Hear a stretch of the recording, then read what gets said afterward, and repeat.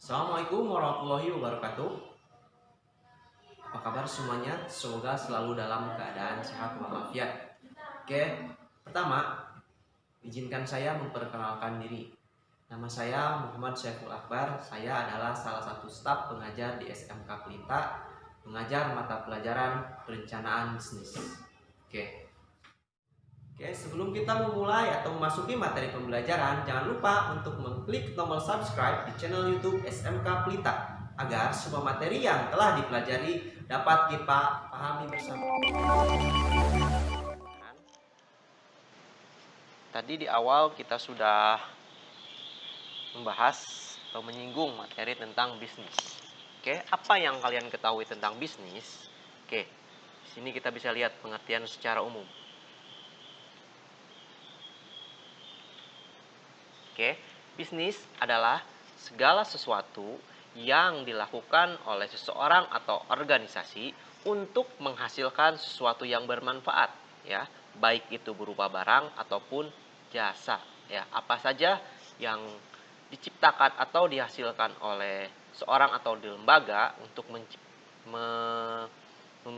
menghasilkan sesuatu yang bermanfaat itu dikatakan dengan kegiatan bisnis. Tentunya bisnis ini memiliki berbagai macam bentuk. Salah satu bentuknya adalah menurut sistem pengelolaannya. Ada bisnis industri, bisnis jasa, bisnis perniagaan, bisnis agraris, dan bisnis ekstraktif. Yang pertama, apa itu bisnis industri? Jadi yang dikatakan dengan industri itu adalah mengolah sesuatu barang mentah menjadi sesuatu yang siap pakai atau siap konsumsi. Bisa apa saja bentuknya, bisa berupa makanan, minuman, pakaian, atau apa saja yang awalnya mentah menjadi barang siap konsumsi. Di industri juga terbagi ke dalam dua macam, ya. Ada industri yang sifatnya kecil atau mikro, dan ada industri yang berskala besar atau dikatakan dengan bisnis makro. Contohnya adalah pabrik-pabrik, ya. Oke. Selanjutnya bisnis jasa. Bisnis jasa di sini adalah pelayanan, ya. Banyak jasa bentuknya. Bisa jasa pelayanan kesehatan, dalam bidang transportasi, dalam bidang apa lagi ya? Banyaklah bentuknya, ya. Dalam bidang jasa transportasi contohnya, kita bisa menggunakan jasa online seperti Gojek, Grab, ya. Atau jasa dalam bidang pendidikan seperti apa? Guru, dosen, atau guru ngaji sekalipun. Bisnis perniagaan. Bisnis perniagaan di sini adalah bisnis yang bergerak di bidang perdagangan atau penjualan. Oke, bisa berupa eceran atau bisa juga yang bersifat modern. Seperti apa? Ada Indomaret, Alfamart, dan lain sebagainya. Bisnis agraris. Ada yang tahu bisnis agraris itu apa?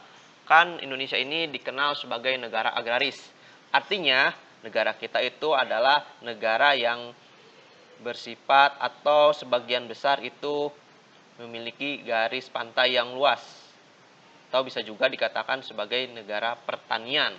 Oke, ya. Dengan tanah yang subur, kita bisa menanam apa saja. Yang terakhir, bisnis ekstraktif.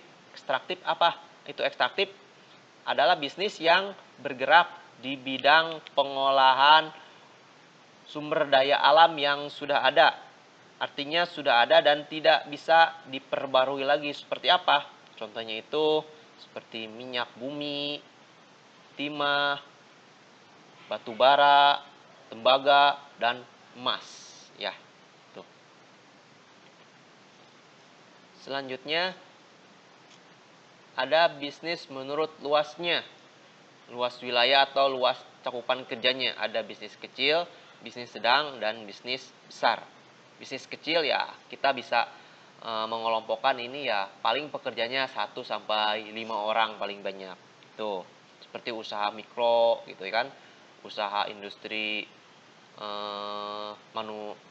industri home industry itu bisa dikatakan bisnis kecil. Selanjutnya ada bisnis sedang. Bisnis sedang itu skalanya itu lebih besar ya, lumayan lah, pekerjanya itu rentannya 10 sampai 2020. Dan yang terakhir bisnis besar itu ya bisnis skala makro. Tadi skala manufaktur, pabrik-pabrik besar. Artinya dia di dalam kegiatannya itu bisa melibatkan ratusan bahkan ribuan pekerja ya dalam kegiatan produksinya.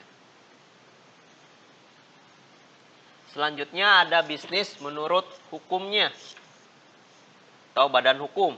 Ada bisnis perseorangan, bisnis firma atau lebih dikenal dengan CV, persekutuan komanditer, perseroan terbatas atau PT, koperasi, dan perusahaan milik negara. Bisnis perorangan artinya bisnis yang dikelola oleh pribadi. Artinya bisnis tersebut itu mungkin masih bersifat tradisional, bisa dilakukan oleh keluarga atau mungkin teman dekat dalam melakukan kegiatan bisnisnya. Selanjutnya firma. Apa itu firma? Firma adalah kegiatan usaha yang melibatkan beberapa orang dan saling terikat untuk melakukan kerjasama. Selanjutnya ada persekutuan komanditer. Persekutuan komanditer atau CP ini itu tadi masuk ke dalam skala usaha sedang ya. Yang selanjutnya perseroan terbatas atau PT. Nah, PT ini itu termasuk perusahaan besar. Artinya perusahaan tersebut itu melibatkan ratusan atau bahkan ribuan karyawan di dalamnya. Yang selanjutnya ada koperasi. Koperasi ini itu hampir sama dengan CP, cuma sifat koperasi ini memiliki perbedaan, itu keuntungan dibagi untuk tiap anggotanya. Yang terakhir, perusahaan milik negara atau yang lebih dikenal dengan istilah BUMN, Badan Usaha Milik Negara. Ada yang dinamakan BUMD, ya itu untuk pemerintah kabupaten atau kota. Ada yang dinamakan BUMN, nah itu milik negara, artinya perusahaan-perusahaan plat merah. Seperti apa contohnya? Seperti kalau di perbankan itu ada BRI, BNI, ya. Kalau perusahaan penerbangan mungkin ada Garuda, ya di perusahaan minyak ya ada Pertamina tentunya. Seperti itu. Kalau BUMD, ya BUMD itu milik pemerintah daerah masing-masing. Contohnya yang dikelola oleh pemerintah daerah itu perusahaan air minum atau yang lebih dikenal dengan istilah PDAM. Oke, materi selanjutnya mengenai lingkungan bisnis. Oke, lingkungan bisnis maksudnya perusahaan di sini tidak bisa berdiri sendiri. Ada banyak kepentingan-kepentingan lain yang mendukung produktivitas perusahaan. Produktivitas perusahaan itu maksudnya adalah lingkungan bisnis. Lingkungan bisnis di sini itu terbagi ke dalam dua macam. Ada lingkungan bisnis internal dan ada lingkungan bisnis eksternal. Lingkungan bisnis internal adalah lingkungan atau kegiatan yang mempengaruhi secara langsung mengenai hasil produksi perusahaan. Meliputi apa? Sumber daya atau bahan baku, kapabilitas atau kemampuan perusahaan, dan yang terakhir keahlian utama perusahaan. Sedangkan lingkungan bisnis eksternal itu ada dua macam. Ada yang sifatnya mikro dan ada yang sifatnya makro. Oke, yang pertama mikro dulu. Lingkungan bisnis mikro itu dalam perusahaan. Ada perusahaan, pemasok, ya, perantara, pelanggan atau customer, para pesaing atau kompetitor, dan yang terakhir masyarakat umum. Sedangkan lingkungan bisnis makro itu adalah lingkungan bisnis yang cakupannya itu skala besar atau luas, nasional bahkan internasional. Ada lingkungan demografi, lingkungan ekonomi, lingkungan alam, lingkungan teknologi atau politik, ya. Yang terakhir lingkungan sosial budaya. Lingkungan demografi maksudnya itu adalah yang termasuk ke dalam unsur demografi seperti apa?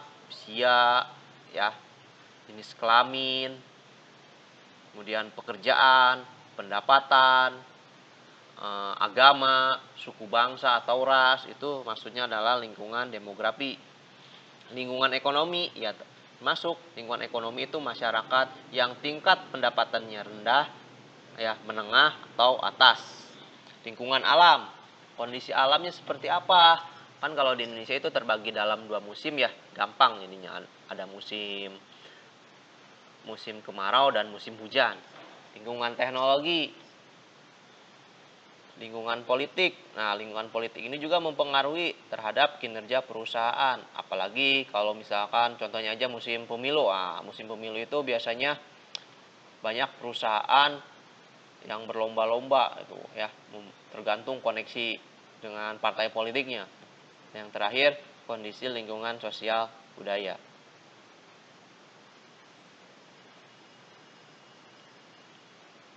Oke, untuk materi pertama atau KD pertama itu saja yang bisa saya sampaikan. Untuk materi selanjutnya saya akan unggah di next video. Oke, cukup sekian dan saya ucapkan terima kasih.